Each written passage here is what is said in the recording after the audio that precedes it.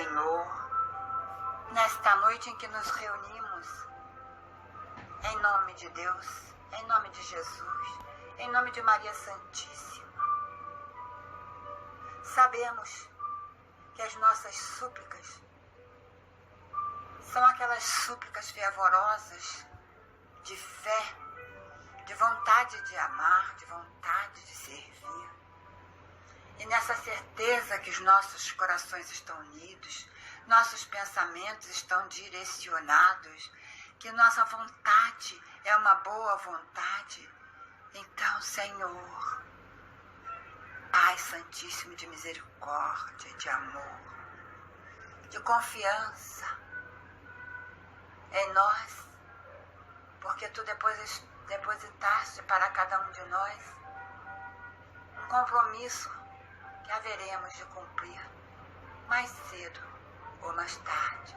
Mas estamos no caminho, estamos nas pegadas do Mestre, estamos com os nossos corações abertos para o amor, abertos para a fraternidade, para a caridade, abertos no sentido de que a nossa casa, a casa em que nós estamos estudando, a caravana do conselheiro, é aquele luzeiro de amor que mostra o caminho.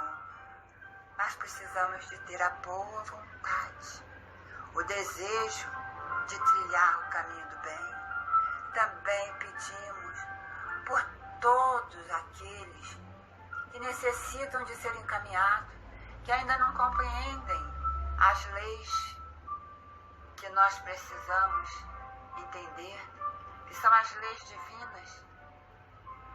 E aonde estão essas leis escritas? Na nossa consciência.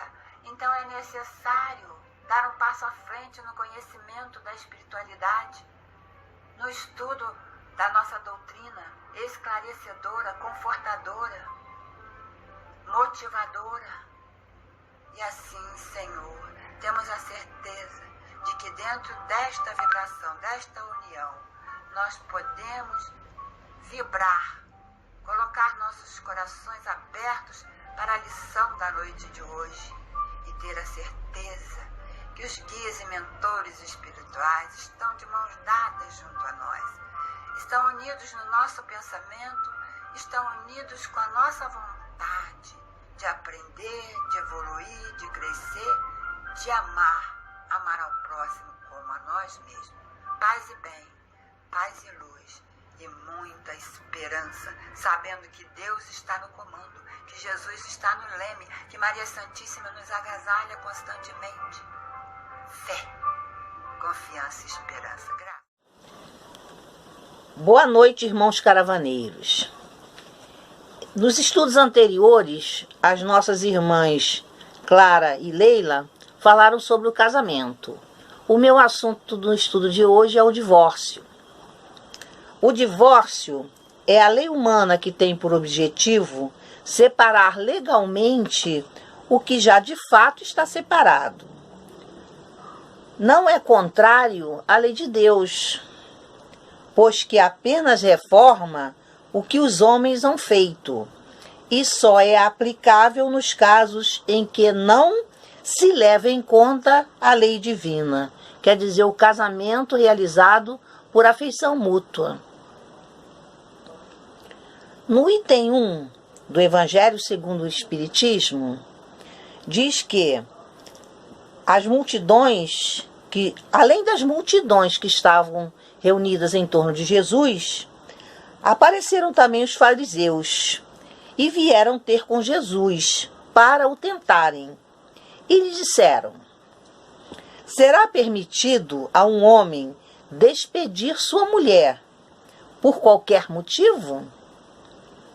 E Jesus respondeu: não lestes que aquele que criou o homem, quer dizer, Deus, desde o princípio os criou macho e fêmea, e disse: por esta razão o homem deixará seu pai e sua mãe e se ligará à sua mulher, e não farão os dois senão uma só carne?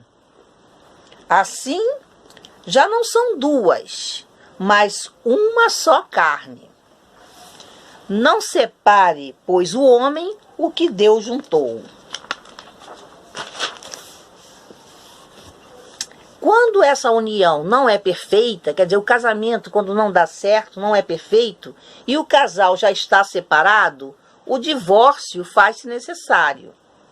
Então, segundo Kardec, o divórcio não é contrário à lei de Deus, porque vem apenas reformar ou afirmar o que os homens já haviam determinado. O casamento, no caso, já não existia. O casal já não estava mais unido. Rompeu-se a lei do amor. Os fariseus retrucaram. Por que então ordenava Moisés que o marido desse à sua mulher um escrito de separação e a despedisse? Então Jesus respondeu: foi por causa da dureza do vosso coração que Moisés permitiu que despedisseis a sua mulher, as vossas mulheres, no caso, né? E acrescentou: mas no começo não foi assim, que nos primórdios da humanidade não acontecia isso, né? Por isso eu vos declaro que aquele que despede sua mulher, a não ser em caso de adultério, e desposa outra, comete adultério, né? E aquele que desposa a mulher que o outro despediu, também comete adultério. Então, esse assunto todo, nós vamos encontrar em Mateus 5, 31 e 32, Mateus 19, 3 a 9, Marcos 10, 1 a 12 e Deuteronômio 24, 1 a 4. Isso significa que o divórcio vem de muito tempo mesmo, desde os primórdios. Já naquela época, os casamentos já não eram perfeitos, né? Então, nesse livro aqui, ó, A Moral Cristã e a Moral Espírita, de José Carlos Leal, eu vou dar uma reforçada no assunto. A lei de Moisés permitia que o marido repudiasse a sua mulher, e não o contrário, porque naquela época a mulher não tinha poder para fazer isso. Ela não tinha liberdade de pedir divórcio, só o homem. Então, por isso é que ele se referiu à dureza dos corações dos homens, né? No Deuteronômio, lê-se: se um homem toma uma mulher para a esposa, e esta deixar de agradá-lo, porque ele notou nela algo indecoroso, escreva-lhe uma carta de divórcio, e ambos podem casar-se de novo. Jesus confirma a tese tradicional e também repudia o divórcio, exceto no caso de fornicação. Quer dizer, Jesus não era a favor do divórcio, a não ser nos casos em que houvesse o adultério. No texto de Marcos, Jesus reconheceu o aspecto legal do divórcio, mas fez um adendo ao dizer que Moisés permitiu este recurso por causa da dureza dos corações. Ainda em Marcos, Jesus reconheceu o divórcio como um instrumento que põe fim a uma união onde um coração duro poderia causar severas dores no outro coração que lhe estava submetido.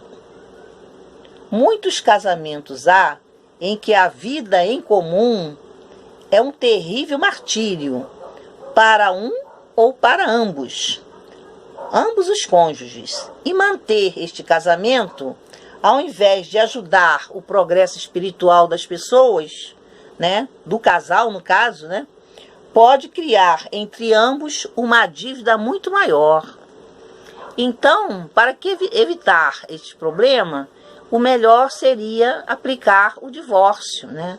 Se separar legalmente, para que pudessem cada um recomeçar suas vidas. Isto ocorre até hoje. Nos casamentos atuais, logo em princípio, às vezes dão certo, mas depois, por alguma razão, por problemas de adaptação, problemas financeiros e muitos outros, os casais se desentendem e o casamento, às vezes, fica insuportável. Eles moram, às vezes, na mesma casa por anos juntos, mas não vivem bem, sentem-se tremendamente mal. E fala isso a todas as pessoas. Eu já vi casos assim, entendeu? Que as pessoas até se sentem mal em ficar perto quando as pessoas se lamentam tanto do casamento. Então, eu aconselharia nesse caso o divórcio, mas isso não nos compete. Cada um é cada um. Cada pessoa tem seu modo de ser, modo de pensar, modo de viver, e a gente não pode interferir no livre-arbítrio dos outros, né? Desde as primeiras civilizações, as pessoas se casam. E como hoje, há casamentos que dão certo e casamentos que não dão certo. No tempo de Jesus não era diferente. Nem mesmo Jesus consagrou a indissolubilidade do casamento. Então, voltando ao Evangelho segundo o Espiritismo, ele nos diz que já no tempo de Moisés, não sendo a afeição mútua a única determinante do casamento, a separação podia tornar-se necessária e ainda acrescenta que no princípio não foi assim. Na origem da humanidade, quando os homens ainda não estavam pervertidos pelo egoísmo, pelo orgulho e viviam segundo as leis de Deus, as uniões derivando da simpatia mútua, não da vaidade ou da ambição, nenhum ensejo dava ao repúdio, ao divórcio, né? Especifica ainda que o caso em que pode dar-se o divórcio, o repúdio, é o adultério. Não existe adultério onde reina sincera afeição recíproca, que é a lei do amor. Moisés proíbe ao homem desposar a esposa repudiada. Quer dizer, a divorciada não pode se casar novamente, mas cumpre-se tenham em vista os costumes e o caráter dos homens daquela época. Quer dizer, ainda tinha que olhar as condições das pessoas daquela época, né? A lei de Moisés prescrevia à mulher adúltera a lapidação. Lapidação era o apedrejamento. No tempo de Jesus, levaram a Jesus uma mulher que tinha cometido adultério e perguntaram a ele sobre o que ele achava do apedrejamento. Então ele passou a escrever e não condenou a mulher. Disse que aquele que tivesse algum pecado, que atirasse a primeira pedra. E todos foram embora. Então Jesus a liberou. Vá e não peques mais. Então quer dizer que ele nunca foi a favor de uma lei tão drástica desta, né? Querendo abolir esse costume bárbaro, precisou-se substituir por uma outra penalidade, de onde se originou a proibição de um segundo casamento. Isto é, a mulher repudiada não podia se casar de novo, porque a pessoa que se casasse com ela seria considerado adúltero, né? Então foi uma lei civil substituída por uma outra lei civil. Porém, todas as leis dessa natureza precisam passar pelo crivo da razão, pelo crivo do tempo, né?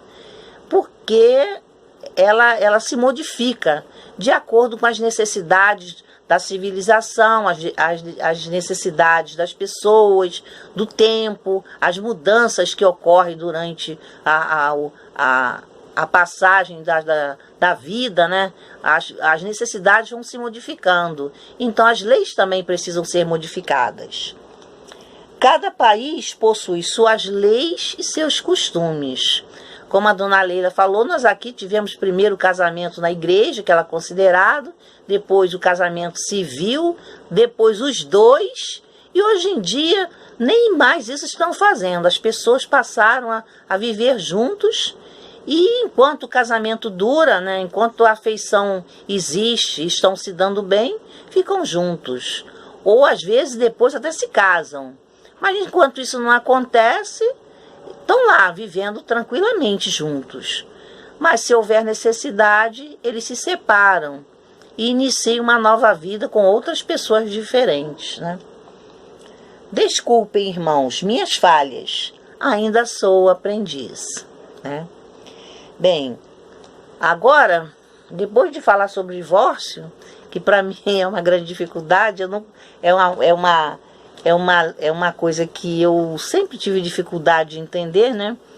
Mas depois desse estudo, eu acho que eu consegui. Espero que eu tenha conseguido transmitir para os meus irmãos o que é, na verdade, o divórcio. Vamos passar a nossa prece. Mestre Jesus, obrigada, Senhor, por estarmos juntos novamente, porque estivemos juntos novamente para um novo estudo, para aprender mais um pouco e para podermos levar para as nossas vidas este conhecimento. Espero que tenha sido a contento. Então agradeço, Senhor, por estarmos aqui. Peço também pelos nossos irmãos enfermos, os nossos irmãos que se encontram nos lares, nos hospitais e até nas ruas desabrigados, mas que todos encontrem em Ti, Senhor, o alento necessário para continuarem suas vidas. Obrigada, Senhor. Permaneça sempre conosco. Graças a Deus.